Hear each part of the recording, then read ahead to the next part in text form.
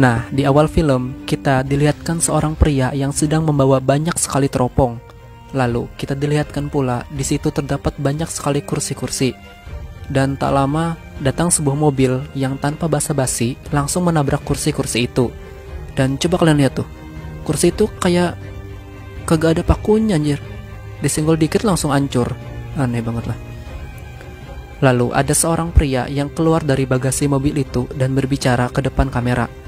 Nah, di sini gue agak bingung nih. Apa maksud Pak Ale ini? Tapi intinya yang gue tangkap dari omongan si Pak Ale ini, dia itu ngomong bahwa di setiap adegan film, kenapa si tokoh melakukan hal tersebut? Maksudnya melakukan acting tersebut. Dan tentu kata si Pak Ale itu, ini semua adalah definisi tanpa alasan. Gitu sih dari yang gue tangkap. Tapi entahlah, bingung juga maksudnya. Lalu Pak Ale itu ngomong lagi kalau film yang akan kita saksikan ini merupakan penghargaan terhadap kata tidak ada alasan. Lalu Pak Ale itu pun pergi, dan ternyata di hadapan dia itu banyak orang-orang. Orang-orang itu pun diberi teropong oleh pria tadi, dan mereka disuruh menyaksikan sebuah film yang mungkin sebuah film ini real life atau real time gitu. Maksudnya langsung tonton di tempat gitu. Suara cicak anjir. Lalu kita dilihatkan sebuah ban yang entah kenapa bisa hidup. Ya mungkin ini yang dimaksud Pak Ale tadi, sebuah definisi film yang tidak terdapat alasan mengapa ban itu bisa hidup gitu. Dan ban itu pun mulai berjalan. Yang bisa kita lihat mungkin ban itu habis minum amer, makanya jalannya sempoyongan gitu. Singkat cerita, waktu ban itu berjalan, ban berjalan atau guling ya? Entahlah. Dia terhalang oleh sebuah botol kaca dan tidak bisa maju. Lalu entah dapat kekuatan dari mana, ban itu langsung meledakkan botol tersebut. Wah, sumpah sakti. Dan rupa-rupanya orang-orang tadi sedang menonton ban itu. Lalu malam pun tiba dan ban itu pun tidur. Ya, ban itu tidur. Saat pagi tiba, rupa-rupanya orang-orang tadi tidur di situ juga, dan pria baju putih tadi membangunkan mereka dan menyuruh mereka untuk menonton lagi. Dan kita dilihatkan ke ban tadi yang sedang minum di sebuah genangan air. Saat sedang minum, ban itu melihat seekor kelinci dan dia langsung meledakkan kelinci tersebut. Lalu ban itu berjalan ke jalan raya dan melihat seorang wanita, dan dengan kekuatannya ban itu membuat mobil wanita tersebut mati. Saat ban tersebut ingin menghampiri wanita tadi, tiba-tiba si ban diserempet oleh bapak-bapak dan mobil si wanita pun kembali hidup. Lalu saat si ban terbangun, dia melihat seekor burung gagak, dan kalian tahulah bakal diapain tuh burung. Saat bapak tadi lagi ngisi bensin, ternyata si ban mengikutinya. Dan karena si bapak gak tahu kalau ban itu ban psikopat, si bapak tidak memperdulikannya. Dan seperti yang udah gue duga, kepala si bapak pun seketika langsung headshot. Dan orang-orang yang menonton si ban pun ikut terkejut.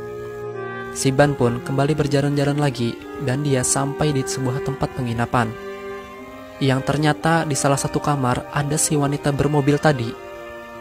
Dan si ban pun mengintip si wanita tersebut yang sedang mandi. Wah, gak bener nih. Ban cabul ninjir. Lalu kita dilihatkan lagi si ban yang sedang menonton TV. Migren, sumpah migren gue Jo. Lalu ada si pria pertama tadi yang sedang ditelepon oleh seseorang dan disuruh untuk melakukan sesuatu besok pagi. Dan tiba-tiba dia menyembelih seekor kalkun yang ada di sampingnya. Singkat cerita, pagi hari pun tiba. Pria tadi pun datang ke tempat orang-orang yang menonton si ban. Rupa-rupanya dia membawa kalkun tadi dan memberikan ke mereka. Akan tetapi, karena akhlak nih orang dah hilang, dia memberi makanan ke mereka seakan memberi makanan ke binatang. Dan parahnya lagi, orang-orang tersebut saling berebut kalkun itu dan malah memang kayak binatang. Tapi ada satu pak tua yang masih waras dan tidak ikut makan. Lalu ada seorang wanita yang bekerja di motel tersebut yang sedang membersihkan kamar pria tadi. Dia menemukan si Ban yang sedang mandi, dan dia pun lantas membuang ban tersebut. Si Ban pun nampak kesal, lalu kembali masuk ke kamar itu. Dan kejadian itu dilihat oleh seorang anak yang langsung memberitahukan kejadian tersebut ke bapaknya. Dan benar saja, si bapak mana mungkin percayalah hal tersebut. Lalu kita pun kembali dilihatkan ke si Ban yang sedang menonton TV, dan benar saja dia habis membunuh wanita pembersih tadi. Lalu si Ban mendatangi wanita yang pertama tadi yang sedang berenang.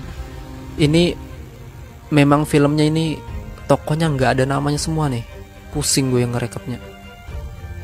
Lalu saat anak tadi disuruh membeli sebuah pizza oleh bapak, dia melihat seekor burung gagak yang habis dibunuh oleh si Ban tersebut. Dan mungkin karena kesal habis dimarahi bapaknya, dia memasukkan daging gagak itu ke pizza pesanan bapaknya. Emang nih film tokonya non akhlak semua. Lalu di bagian orang-orang yang sedang menonton si Ban ini, tiba-tiba semua orang tersebut mengalami sakit perut, dan ternyata kalkun yang diberi pria pertama tadi sudah diracuni. Saat si anak tadi sampai di depan kamar si wanita yang membuang si Ban tadi, dia pun penasaran dan dia membuka pintu. Dia pun terkejut melihat wanita itu sudah mati. Lalu seketika para polisi pun berdatangan. Dan rupanya kepala polisi tersebut adalah si Pak Le yang di scene awal film tadi. Si anak pun menjelaskan kalau pembunuhnya adalah si Ban itu. Dan bapaknya masih tidak percaya dan hanya menganggap itu sebuah omong kosong belaka. Lalu saat si Pak Le itu sedang menanyai bapak tadi, tiba-tiba jam Pak Le berbunyi dan menunjukkan pukul 6. Dan ternyata si Pak Le ini bekerja sama dengan pria yang meracuni para penonton tadi. Dan kita dilihatkan kalau penonton tadi sudah mati dan hanya tersisa si bapak karena dia tidak ikut memakan kalkun itu. Lalu si Pak Le tiba-tiba menyuruh para bawahannya untuk pulang saja karena semua ini telah berakhir. Nah, di sini gue bingung maksudnya Pak Le ini apaan. Dia menjelaskan kalau sebenarnya semua ini adalah palsu dan bukan kehidupan nyata. Kita semua hanya berakting, dan karena para penonton sudah mati, maka semua ini sudah berakhir. Para bawahannya pun tidak paham tentang apa yang sedang dibicarakan dan menganggap kalau dia sudah gila. Lalu Pak Le menyuruh salah satu dari mereka untuk menembaknya, supaya membuktikan ke mereka kalau semua ini adalah tidak nyata. Saat salah satu dari mereka menembaknya, ternyata yang dikatakan Pak Le itu benar. Dia sama sekali tidak merasa kesakitan. Lalu wanita polisi itu bertanya, "Lalu bagaimana dengan wanita pembersih itu?" Pak Le pun menyuruh mereka untuk membuka kantong mayatnya. Tapi saat diperiksa, mayat itu tidak terjadi apa-apa, masih tetap mati. Dan tiba-tiba datang pria baju putih tadi dan memberitahukan ke Pak Le kalau ada satu penonton yang masih hidup. Seketika Pak Le itu pun menjadi cemas, dan saat menanyai si bapaknya, anak yang gak ada akhlak tadi, si Ban tersebut pun bangun dan langsung meledakkan kepala si bapak tadi. Melihat hal tersebut, si Pak Le lantas kaget dan memerintahkan anak buahnya untuk menangkap si Ban. Di atas bukit, Pak tua yang masih hidup terus menonton tayangan tersebut, dan tak lama datang si pria baju putih. Lalu dia menawarkan makanan ke Pak tua itu. Dan karena dia sudah tahu kalau makanan itu telah diracun, dia tidak mau memakannya. Singkat cerita, saat pria baju putih itu curhat dan menceritakan kisah kelamnya di masa lalu, dia pun terbawa suasana dan malah memakan makanan tadi. Sumpah. Alhasil, cacing di perut dia pun langsung berdugem dan dia pun mati. Lalu, kita kembali ke si Ban. Dia melihat sekelompok orang yang sedang membakar ban-ban bekas. Dan seperti yang sudah gue duga, siangnya para polisi memeriksa TKP itu, yang dimana orang-orang tersebut telah mati. Saat salah satu dari mereka melihat ke dalam rumah, rupa-rupanya ada si Ban yang tengah menonton balapan mobil di TV. Mantap. Lalu, para polisi itu dibantu si wanita awal tadi, mereka membuat sebuah patung manusia untuk menjebak si Ban. Dan tiba-tiba si Pak Tua tadi mendatangi mereka dan menanyakan ke mereka kenapa tidak langsung meledakkannya saja dengan bazooka daripada membuang-buang waktu. Tapi kata si Pale, kita harus membunuh dia sesuai dengan alurnya, yang dimana meledakkannya dengan dinamit yang ada di boneka itu. Dan saat mereka terus mencoba memanas-manasi si ban itu, si ban pun akhirnya meledakkan kepala boneka itu. Akan tetapi tidak terjadi apa-apa, dan karena sudah muak, si Pale langsung bertindak sendiri dan mendatangi si ban dengan shotgunnya. Seketika si ban pun hancur, dan si Pale mengatakan kalau semua ini telah selesai.